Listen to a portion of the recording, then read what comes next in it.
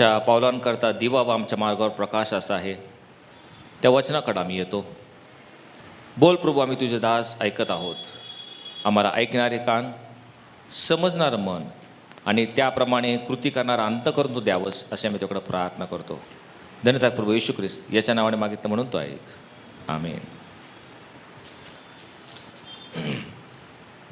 आज ज्या वचनावर आपण मनन करणार आहोत ते बहुतेक आपले लीडर आजी यांनी ओळखले आहे आणि ते म्हटलेले आहेत की जे वचन त्यांनी आता सांगितलं त्याच वचनावर आपण थोड्या वेळ मनन करणार आहोत. याकोब त्याच्या पत्रामध्ये लिहितो आणि त्यामध्ये पहिल्या अध्यायाच्या 22व्या वचनामध्ये तो म्हणत आहे, वचनाप्रमाणे आचरण करणारे असू नका, वचनाप्रमाणे आचरण करणारे असा, केवळ ऐकणारे असू नका, अशाने तुम्ही स्वतःची फसवणूक करीत आहात.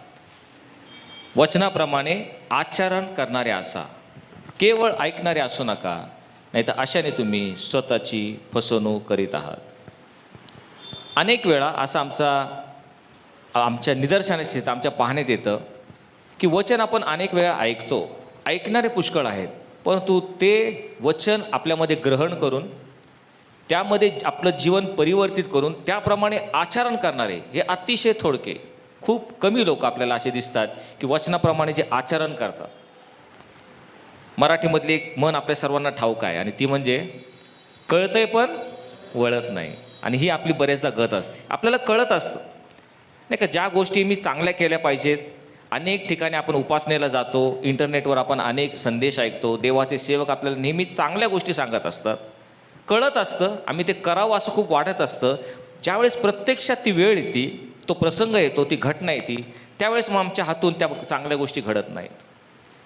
वाईट गोष्टी करू नये असं मला माहिती असतं, वचनात सांगितलेलं असतं, पण ज्यावेळेस प्रत्यक्षात तो मोहपाशाचा प्रसंग येतो, पापाच्या खाईत आम्ही अडकलेलो असतो, त्यावेळेस मात्र आमच्याकडून ती वाईट गोष्ट घडतच जाते.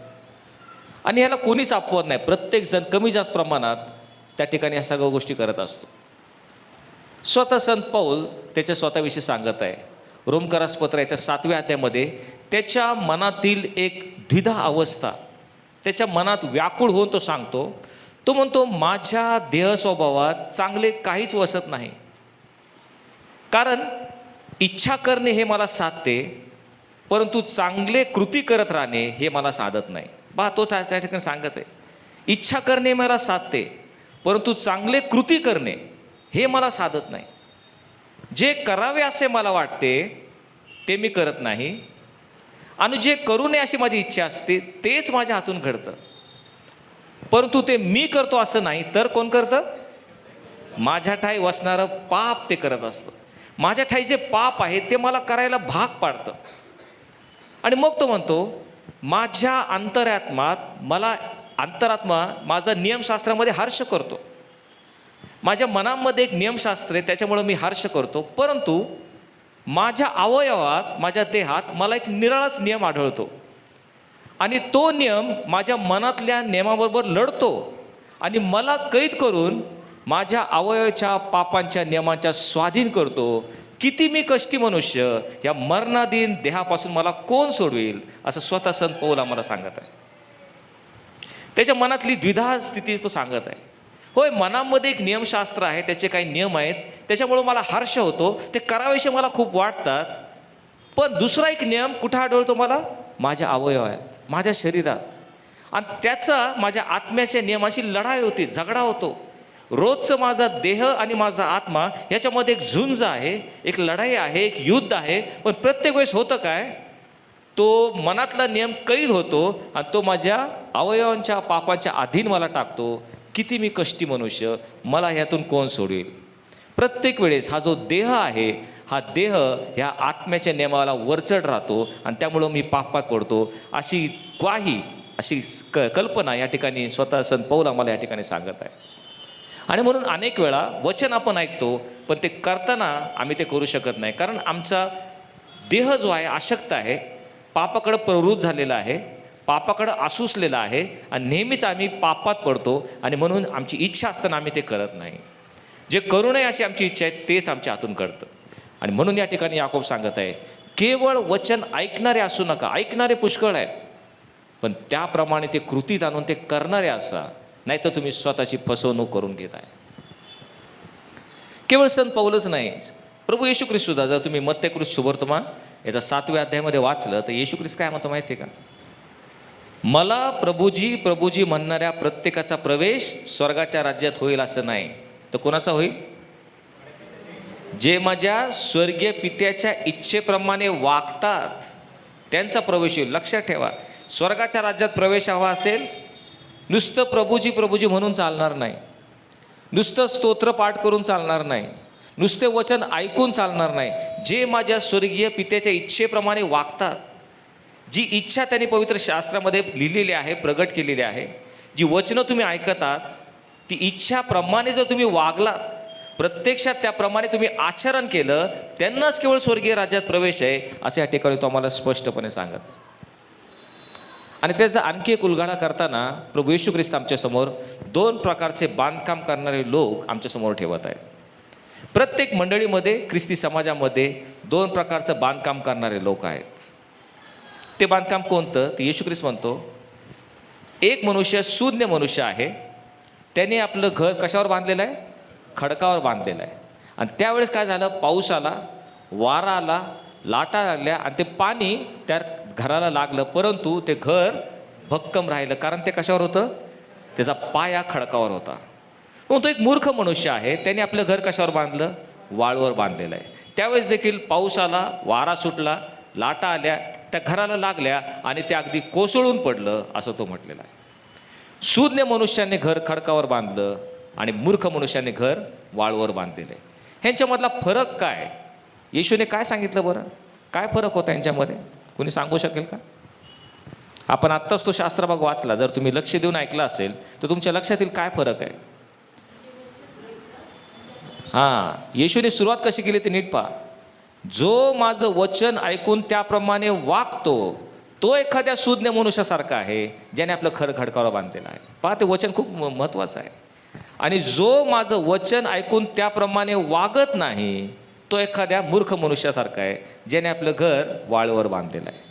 आणि म्हणून फरक कुठं झाला हे तुमच्या लक्षात आलं पाहिजे. फरक ऐकण्यामध्ये झालेला नाही, ऐकलं दोघांनी. जो शून्य होता त्यांनी वचन ऐकलं, मूर्ख होता त्यांनी वचन ऐकलं. फरक वागण्यामध्ये झालेला आहे. जो त्याप्रमाणे वागला तो शून्य ठरला, त्याचं घर पडलं नाही.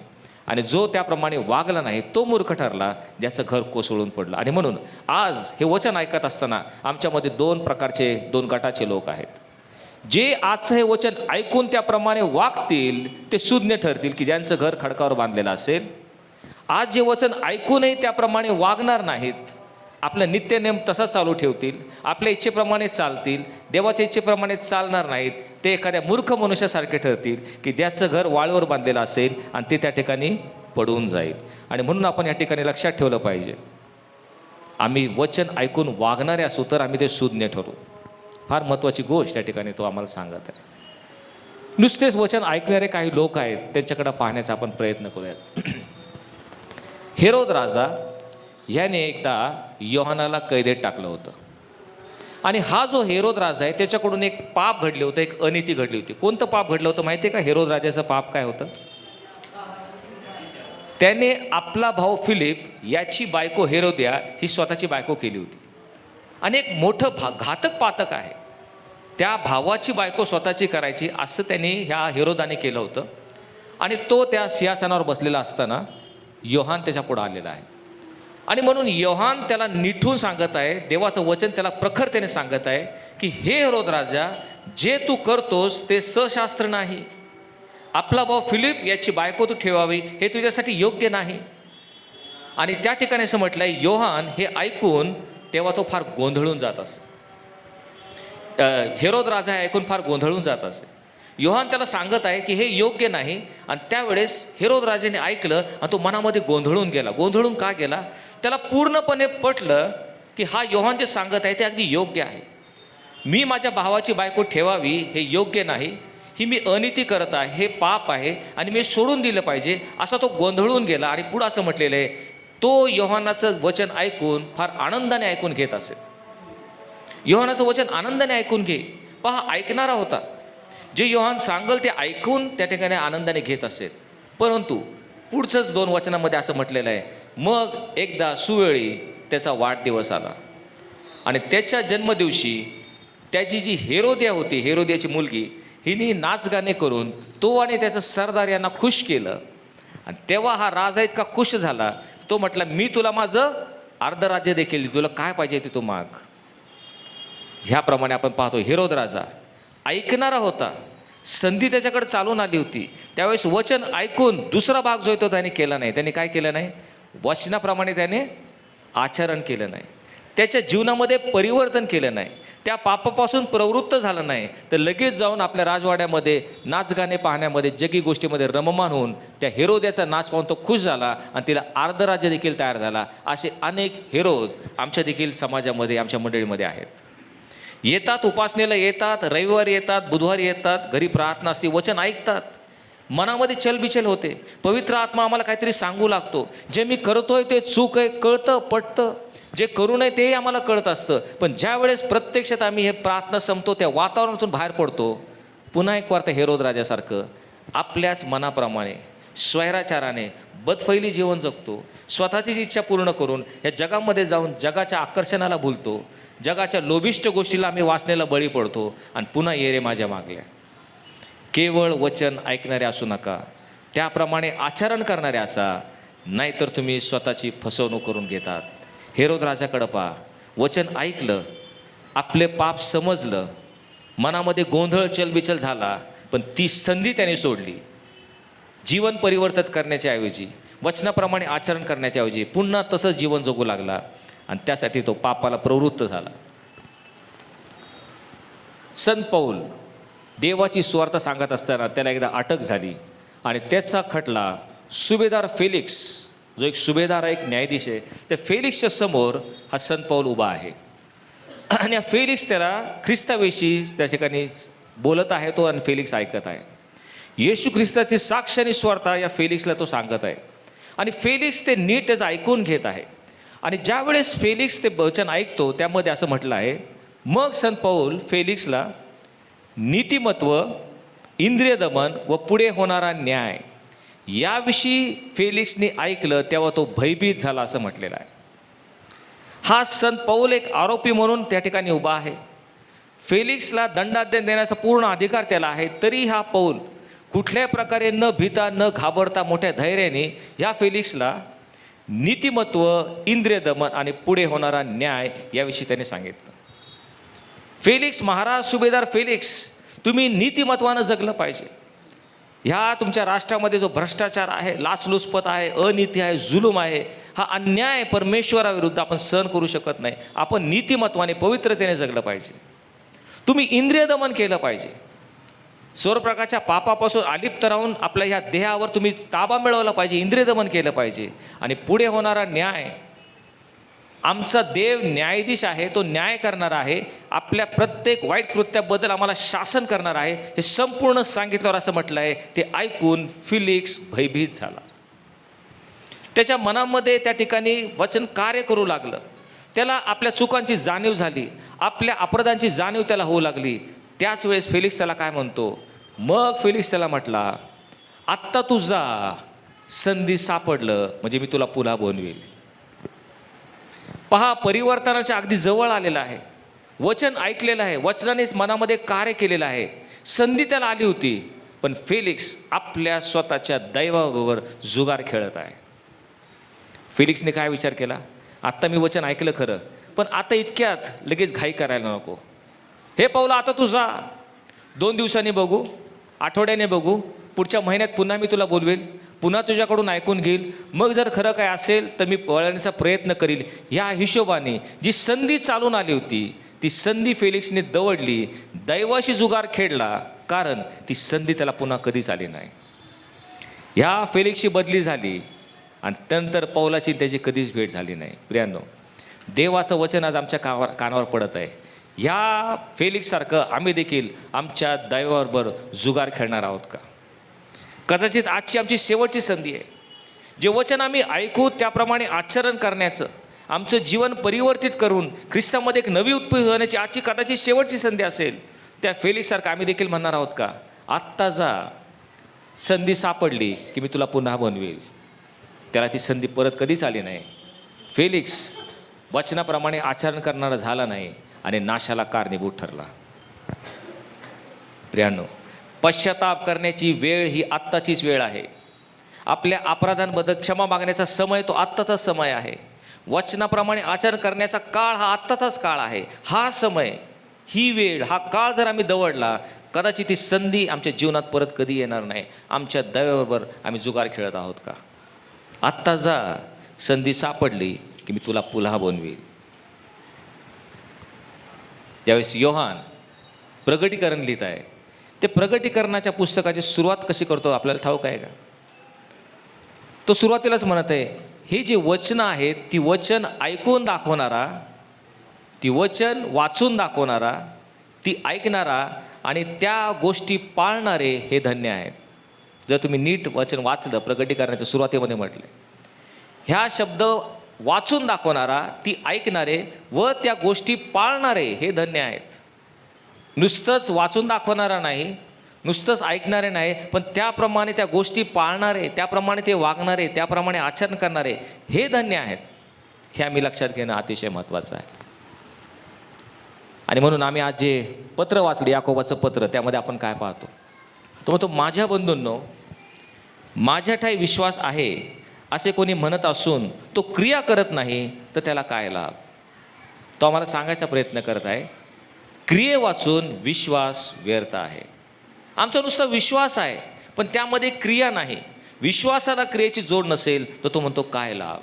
आणि मग तो आम्हाला एक प्रश्न विचारतो. तो म्हणतो, तुम्ही म्हणेल क्रिया वाचून तू आपला विश्वास मला दाखव, एकच देव आहे असा विश्वास तू धरतोस काय? आम्हाला एक प्रश्न विचारत आहे. तो म्हणतो, एकच देव आहे असा विश्वास तुम्ही धरता काय? आम्ही ख्रिस्ती विश्वासणारे आहोत. किती जणांचा विश्वास आहे की एकच देव आहे? पण हात वर करूया. सगळ्यांचा विश्वास आहे नाही का? तेच तो सांगत आहे, एकच देव आहे असा विश्वास तुम्ही धरता काय? तो म्हणतो, चांगली गोष्ट आहे. हा विश्वास भूतेसुद्धा धरतात आणि ते थरथर कापतात. मग त्यांच्यात आणि आमच्यात काय फरक आहे? एकच देव आहे हा विश्वास भूतसुद्धा धरतात आणि ते थरथर कापतात. नुसताच विश्वास धरून उपयोग नाही, तो म्हणतो. तर जर तुम्ही तुमच्या विश्वासाला क्रियेची जोड दिली नाही, त्याला लाभ काय आहे? होय, आमचा सर्वांचा विश्वास आहे, विश्वासाने आम्ही प्रेषितांचा मतांगीकार जाहीर करतो, पण त्याप्रमाणे आमचं आचरण नसेल, विश्वासाला क्रियेची जोड नसेल तर त्याला काय लाभ? आणि म्हणून तो एक सुंदरसं उदाहरण अब्रामाचं देत आहे. अब्रामाला काय नाव म्हणून म्हटलेलं आहे? कोण म्हणून ओळखतो आपण अब्रामाला? विश्वासणाऱ्यांचा पिता. नाही, काही खिताब त्याला दिलेला आहे. तो विश्वासणाऱ्यांचा पिता आहे. सर्व जे त्यावेळचे शास्त्रीय पुरुषे होते त्यांना एका गोष्टीचा अभिमान होता. ते काय म्हणायचे माहिती आहे का? आम्ही कोणाचे पुत्र आहोत? आम्ही अब्रामाचे पुत्र आहोत, अब्रामाचे पुत्रांनी कन्या आहोत. हा त्यांना एक अभिमान होता. आणि आमचा बाप विश्वासणाऱ्यांचा पिता आहे. पण तो या ठिकाणी आम्हाला सांगतो, अब्रामाने नुसताच विश्वास धरला नाही, विश्वासाला त्यांनी क्रियेची जोड दिली. होय, 75व्या वर्षी परमेश्वराने त्याला पाचारण केलं. ज्या परमेश्वराला त्याने कधीच पाहिलं नव्हतं, तो परमेश्वर त्याला म्हटला, उठ आणि मी सांगतो त्या देशामध्ये जा, आपलं गणगोत सोड, आपलं घरदार सोड, आईबाप टाकून तू जा. तो विश्वास त्याने धरला आणि गेला खरा. आणि मग 100व्या वर्षी त्याला एक संतान झालं. आणि त्यावेळेस परमेश्वर हा जो त्याचा इसाक आहे, 14-15 वर्षाचा असताना त्याची एक परीक्षा घेत आहे. परमेश्वर त्याला काय म्हटला? हा तुझा मुलगा इसाक, तुझा एकुलता एक मुलगा इसाक, हा मला तू होम अर्पण कर. आता अनेक प्रकारचे अर्पणं, 5 प्रकारचे अर्पणं नियमशास्त्रामध्ये होता. पण तू होम अर्पण म्हणजे त्या अर्पणाचं वधायचं, त्याचे तुकडे करायचे आणि त्याला जिवंत किंवा त्याला जाळायचं, अशा प्रकारचं ते होम अर्पण होतं. आणि म्हणतो तुझ्या मुलाला होम अर्पण कर. तो नुसताच विश्वास धरला नाही, परंतु तो विश्वास त्याने क्रियेमध्ये आणला.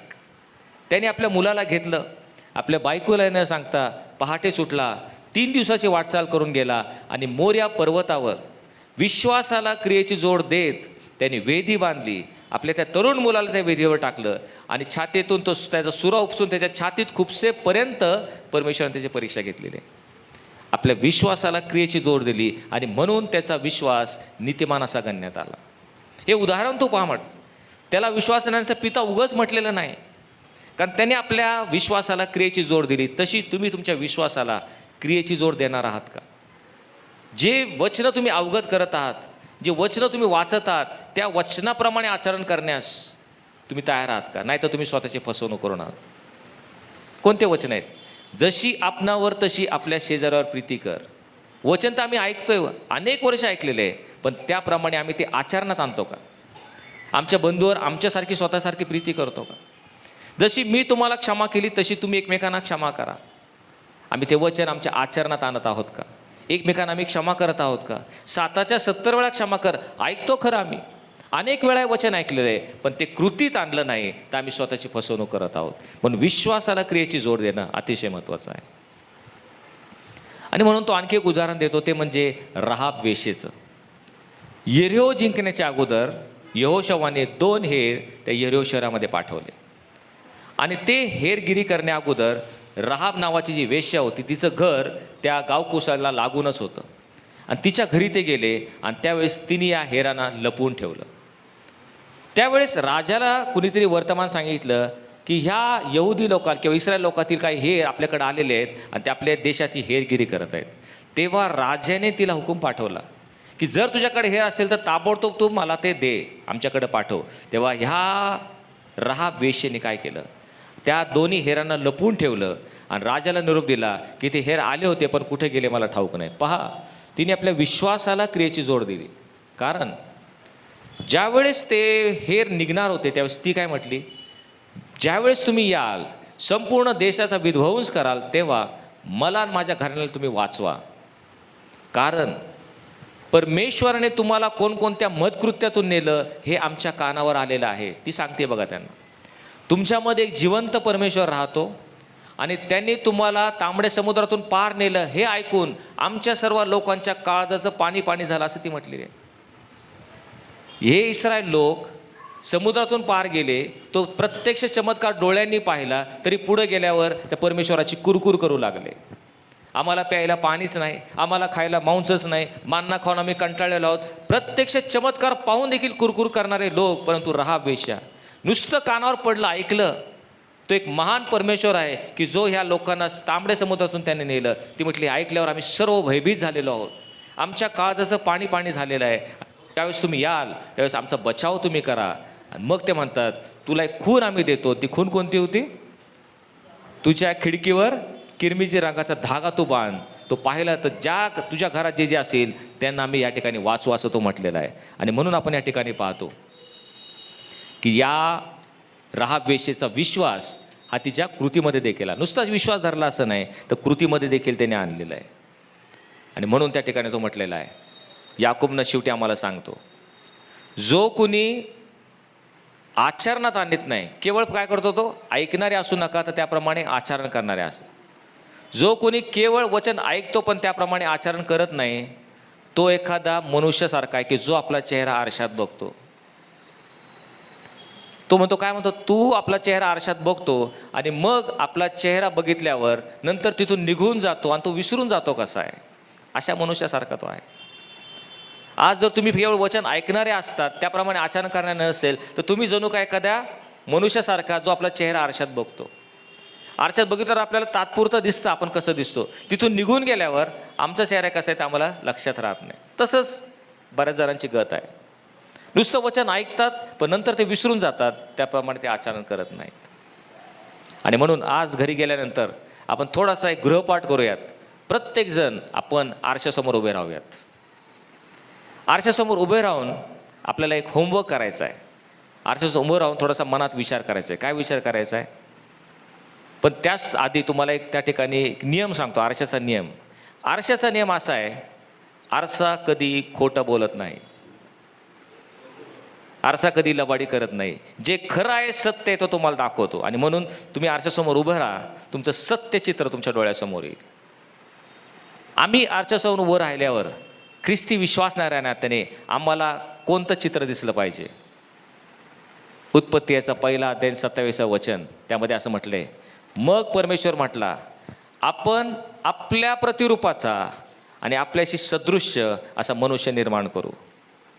जर तुम्ही आरशात उभा राहिला तुम्हाला काय दिसलं पाहिजे, देवाच्या प्रतिरूपाचा आणि देवाची सदृश्य असा मनुष्य हा तुम्हाला दिसतो का, तुमच्या डोळ्याला नीट पहा. कारण त्या प्रतिरूपाचं तुम्हाला केलेलं आहे, तसं तुम्ही दिसावा म्हणून परमेश्वराने तुम्हाला केलेलं आहे. जर तुम्ही आरशात उभं राहून जर तुम्हाला स्वतःचं प्रतिबिंब म्हणजे देवाचं प्रतिरूपाचा आणि देवाचं सदृश असं तुम्ही दिसत असाल तर योग्य आहे. पण लक्षात ठेवा, आरसा खोटं बोलत नाही. देवाच्या प्रतिरूपाचा आणि देवाचं सदृश्य म्हणजे जे देवाचे गुणधर्म आहेत ते तुम्हाला त्या आरशामध्ये तुमचं प्रतिबिंब म्हणून दिसतात का? देव प्रीती आहे, तो कनवळू आहे, तो कृपाळू आहे, तो आमचा क्षमाशील बाप आहे, आमच्या अपराधांची क्षमा करणारा आहे, तो प्रत्येक वेळेस आम्हाला जवळ घेणारा आमचा प्रीतीपूर्ण असा बाप आहे. त्याच प्रकारचं प्रतिरूप देवाचा सद्गुण, त्याचे गुप्त गुण, त्याचे जे उत्तम असे गुण आहेत, सुप्त गुण आहेत, ते तुम्हाला त्या आरशामध्ये दिसतात का? त्या प्रतिरूपाचं आम्ही आहोत का? पण मला तुम्हाला सांगू द्यात, दुर्दैवानं मानवी इतिहासामध्ये मानव परमेश्वरापासून दूर जाऊन इतका पापभ्रष्ट झालेला आहे, इतका टोकाला गेलेला आहे की त्याचं खरं रूप संत पौल रोमकाराचं पत्राच्या 3ऱ्या अध्यायात देत आहे. पहा, जर तुम्ही आरशात उभं राहिला तर डोक्यापासून खाली नकाशिकापर्यंत मनुष्य कसा दिसतो याचं प्रतिरूप संत पौल रोमकाराच्या पत्रात देतो. तो म्हणतो, नीतिमान कोणी नाही, एक देखील नाही, कारण सर्वांनी पाप केलं आहे आणि देवाच्या गौरवाला ते अंतरले आहेत. सर्वजण बहकलेले आहेत, आपला आपला मार्ग त्यांनी धरलेला आहे. पहा, ते रूप जर पाहिलं आरशामध्ये, तो काय म्हणतो, त्यांचा घसा म्हणजे उघडे थडगे. तुम्ही स्वतःला आरशात पाहता, तो मानवाचं रूप कसं झालं आहे, त्यांचा घसा म्हणजे उघडे थडगे. थडगे म्हणजे काय? कबर, नाही का? आता उघडी कबर जर उघडी झाली तर काय असेल हो? सर्व प्रकारची दुर्गंधी आणि घाण वास त्या ठिकाणी येणं, कारण मेलेल्यांची हाडी त्यात आहेत. त्यांचा घसा म्हणजे उघडी थडगे. आजकाल मनुष्यांचा घसा उघड्या थडगेसारखा, सर्व प्रकारची दुर्गंधी, सर्व प्रकारची घाण बाहेर फेकणारा, हे मनुष्याचं स्वरूप झालेलं आहे. पाहिजे देवाचं प्रतिरूप, देवाचे सदृश्य पाहिजे, पण झालंय काय? त्यांचा घसा म्हणजे उघडी थडगी. पुढे तो म्हणतो, त्यांच्या जीवांमध्ये कपट आहे. पहा, त्या मनुष्याचं प्रतिरूप तुमच्या आरशामध्ये पहा. जीवांनी कपट केलेलं आहे. आमची जीभ प्रत्येक वेळेस शिव्याशाप देणे, कपट देणे, एकमेकाचे उणे दुणे काढणे, एकमेकावर दोषारोप करणे, एकाच्या पाठीमागे बोलणे, त्याची निंदा, नालस्ती, अपमान, हेच आमच्या जिभेने करत आहोत. त्यांची जीवांनी त्यांनी कपट केलेलं आहे. पुढे तो मनुष्य कसा दिसतो? तो म्हणतो, त्यांच्या ओठांच्यात काय? जोगी सर्पाचं विष आहे. जोगी सर्पाचं विष म्हणजे जहाल, भयंकर विष. एक दंश मारताच तो मनुष्य मरतो, तसं आमच्या ओठांनी आम्ही शब्द फेक करून त्या मनुष्याचं काळीज त्या ठिकाणी ठेचतो. त्याला आम्ही आत्मिक मरण देतो, त्याला दुःख आणि त्रास देतो. एखाद्याचं दुःख होईल असं आम्ही बोलतो, एखाद्याचा अपमान करतो. आमच्या ओठांमध्ये जोगी सर्पाचं विष आहे असं तो म्हणतो. त्या ठिकाणी पुढे तो म्हणतो, त्यांचं तोंड शापाने आणि कडूपणाने भरलेलं आहे. पहा, मनुष्याचं काय झालेलं आहे, काय व्हायला पाहिजे आणि तो काय झालाय. मनुष्य जो देवाचा प्रतिरूप असला पाहिजे, त्याचं तोंड कडूपणाने शापानं भरलेलं आहे. प्रत्येक वेळेस वाईट आणि वाईट गोष्टीच त्या मुखातून निघतं. त्यांच्या डोळ्यापुढे देवाचं भय नाही. जो परमेश्वर आमचा निर्माण करताय त्याला न भिणारे, त्याच्याशी बंडखोरी करणारे, त्यांच्या डोळ्यापुढे देवाचं भय नाही. आणि त्यांचे पाय रक्तपात करण्यास उतावळे झाले आहेत. हे त्या मनुष्याचं चित्र तुमच्या आरशात जर पाहिलं तर अशा प्रकारचं चित्र आहे. जो मनुष्य देवाचा प्रतिरूप व्हायला होता, तो सैतानाच्या काह्यामध्ये जाऊन, पापाच्या गुलामगिरीत पडून, सैतानाच्या काह्यात जाऊन तो कशा प्रकारचा भयंकर मनुष्य झालेला आहे, कसा एक हैवान झालेला आहे, हे चित्र आपण आपल्या आरशामध्ये पाहत आहोत. ह्याच्यावर उपाय काय? येशूने म्हटले, मी तुम्हाला अनाथ असं सोडणार नाही, तर मी तुमच्याकडे येईन. मी जाणार, यामुळे तुमच्या मनाला खेद झाला असेल तर खेद करून घेऊ नका, कारण मी गेल्याशिवाय तो येणार नाही. मी कुणाला पाठवेन? जो दुसरा कैवारी म्हणजे तुम्हाला मदतनीस करणारा, माझ्या आरशातलं जे प्रतिबिंब आहे, माझ्यासारखा दिसणारा, माझ्यासारखं कार्य करणारा जो आत्मा आहे, त्या आत्म्याला तुम्हाला पाठवेल आणि तो तुमच्यामध्ये परिवर्तन घडवून आणेल. आणि मग येशू गेला आणि त्याच्या आरशातलं प्रतिबिंब, येशू म्हटलं होतं, मी पुन्हा तुमच्याकडे येईल. आणि म्हणून आत्म्याच्या द्वारे पेंटिकॉस्टच्या दिवशी तो मनुष्यामध्ये आला, आमच्या प्रत्येकाच्या शरीरामध्ये तो राहतो. आणि तोच येशू, त्याच्या आरशातलं प्रतिबिंब जो तो आत्मा, तो आमच्यामध्ये राहून आमच्यामध्ये कार्य करतो. आणि हा जो विद्रूप आणि विलक्षण झालेला मनुष्य, ह्याला पुन्हा देवाचं प्रतिरूप देण्याचं काम तो आत्मा करत आहे. आम्ही त्या आत्म्याला समर्पित असं जीवन जगत आहोत का? आणि म्हणून संत पौल म्हणतो, आत्म्याच्या प्रेरणेने चाला, म्हणजे तुम्ही देहाचे कर्म ठार कराल. आज तोच आत्मा, येशूच्या आरशातलं प्रतिबिंब आम्हाला येऊन आमचं विद्रूप झालेलं रूप पुन्हा एक वार देवाच्या रूपाशी करायला आज आलेला आहे. आम्ही त्याला आत्मसात करणार आहोत का? प्रार्थना करूया. परमेश्वर, आज तुझं वचन आम्हाला प्राप्त झालेलं आहे. आम्ही केवळ वचन ऐकणारे नसून त्याप्रमाणे आम्ही आचरण करणारे असावे.